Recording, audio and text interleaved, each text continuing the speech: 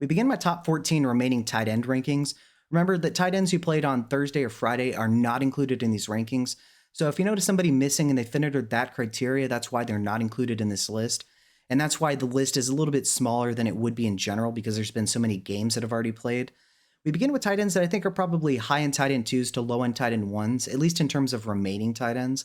We have Austin Hooper, Pat Fryermuth, Dalton Schultz, and Kyle Pitts. So Austin Hooper has had 4 targets in each of the past 3 weeks. He did score a touchdown this past week. I think he does score a short touchdown in this game, but I don't think he has a massive day overall, leading to him, at least among the remaining tight ends, being a high-end tight end too. Pat Fryermuth has been a bit of a mixed bag, but he's coming off a 4-target game this past week. Cincinnati is absolutely the matchup to exploit in terms of targeting your tight ends. So I'm guessing that he gets a couple extra targets in this game. I'm not projecting a touchdown, but I think he sees a little bit more volume than he would normally see. Dalton Schultz is coming off a bit of a stinker, but before that, he had had 6 targets in 3 of the past 4 weeks. I do think he gets back on track in terms of the target volume. I'm not projecting a touchdown, but I think he sees a couple extra receptions in what should be a relatively high volume passing game between the two teams. Kyle Pitts, after a slow start to the season and then a fantastic middle of the season, has cooled off quite a bit in the past couple of weeks. He's coming off a very poor game. It's really tough to trust the target consistency. When they give him the volume, he performs really well, but they just decide not to. It's a tough matchup against the Chargers, and so for that reason, I think among the remaining tight ends left to play, he's a low-end tight end 1, but I think in the grand scheme of things, he's going to be more of a high-end tight end 2 with tight end 1 upside on a week-to-week basis. If you like what you're seeing and hearing so far, feel free to like and subscribe. Usually this list is 24 tight ends, but given that we've had so many games play on Thursday and Friday, that's why the list is a little bit smaller than it would normally be. Make sure you check out my quarterback, running back, and wide receiver rankings as they come out. Tight ends and quarterbacks are releasing on today being Friday, and running backs and wide receivers are releasing on Saturday, so make sure to check those out. And make sure you give my profile on X a follow. I'm going to leave that in the description. Thanks. Now we have tight ends that I think are mid to low end tight end 1s, at least among the remaining tight ends left to play. We have Andrews, Disley, Goddard, and Njoku, Taysom Hill, and Cade Otton.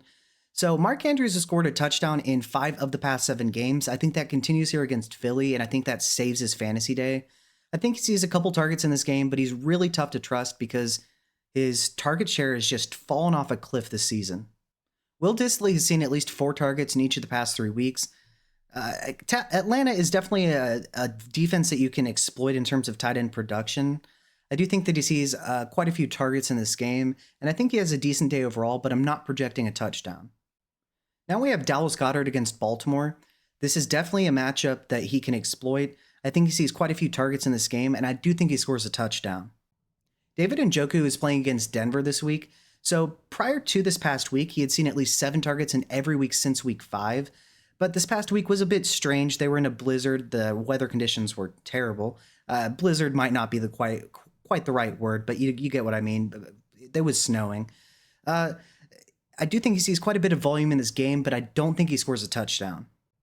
Taysom Hill is playing against the Rams this week. I was saying last week that he was a really high upside play and you should probably start him. But once again, I had no idea that he was going to have 120 plus rushing yards and 3 touchdowns. I don't think anybody predicted that. But he still should see quite a bit of involvement with Olave still being out. The Rams are definitely a matchup that you can exploit in terms of tight end production. And with him being a Swiss Army knife in terms of being a quarterback, fullback, halfback, tight end, and slot receiver, he is definitely somebody that you want to play in your lineups this week. And the game script should necessitate quite a bit of his production. Cade Otton is playing against Carolina. Prior to the bye, he had been a must-start tight end with Evans and Godwin being out. With the return of Evans, he didn't really have any production this past week, but he should have had 2 long gains. I do think, though, that Carolina is obviously a matchup that he can exploit. I do think he scores a touchdown, and I think he's a pretty strong start this week. And now we have tight ends that I think, at least among the remaining tight ends left to play, are a good bet to be the tight end 1 overall, and I would have his mid to elite tight end 1s. We have Zach Ertz, Evan Ingram, Hunter Henry, TJ Hawkinson, Trey McBride, and George Kittle.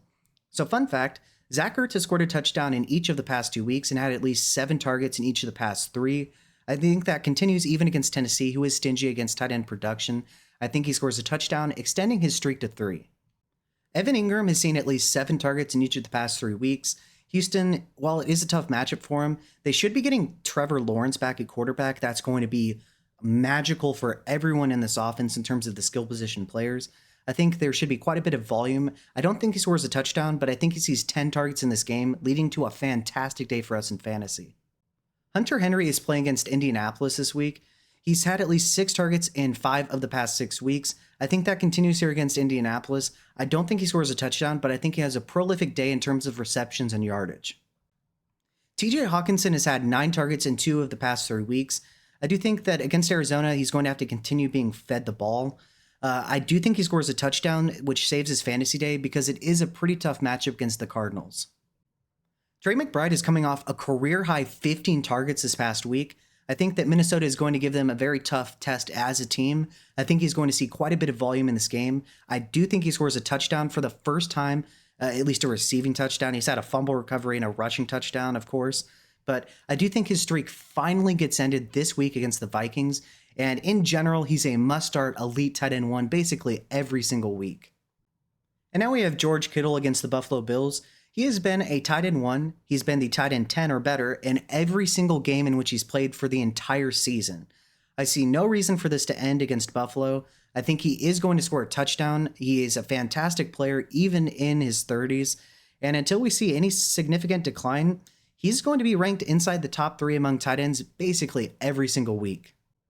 All right, and so at least among the remaining tight end selection, tight ends that I think are probably mid to high-end tight end 2s, we have Austin Hooper, Freiermuth, Schultz, and Pitts. Tight ends that I think are probably mid to low-end tight end 1s. We have Andrews, Disley, Goddard, Njoku, Taysom Hill, and Cade Otton. And then tight ends that I think are mid to elite tight end 1s, we have Ertz, Ingram, Henry, Hawkinson, McBride, and Kittle. And so that concludes the tight end rankings. Remember, the tight ends who played on Thursday or Friday are not included in these rankings. Usually I would have 24 ranked tight ends, but the player pool is quite small, at least among the remaining tight ends left to play. Make sure you check out my quarterback, wide receiver, and running back rankings as they come out. And who do I have too high? Who do I have too low? Let me know below in the comment section and let me know why. With that being said, if you like what you've seen and heard, feel free to like and subscribe. It's a free and easy way to support the channel. And make sure you check out my profile on X and give it a follow. I'm going to leave that link in the description. Thanks.